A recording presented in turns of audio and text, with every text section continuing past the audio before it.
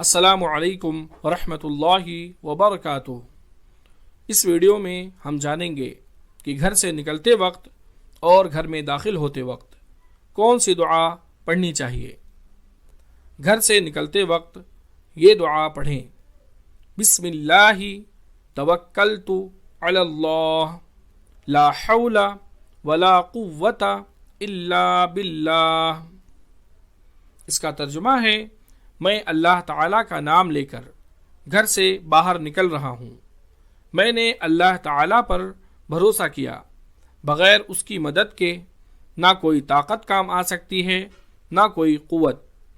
اس دعا کی سند صحیح ہے۔ یہ دعا ابو داود حدیث نمبر 5095 میں موجود ہے۔ گھر میں داخل ہوتے وقت یہ دعا پڑھیں: بسم اللہ۔ اس کا ترجمہ ہے: میں اللہ تعالیٰ کا نام لے کر گھر میں داخل ہوتا ہوں۔ یہ دعا مسلم حدیث نمبر 5262 میں موجود ہے۔ اگر آپ کو یہ ویڈیو پسند آئی ہو تو اس ویڈیو کو آپ لائک کریں اور اس کو آگے بھی شیئر کریں۔ مزید اس طرح کی ویڈیوز کے لیے آپ ہمارے چینل صدیقی اسکلز کو سبسکرائب کریں۔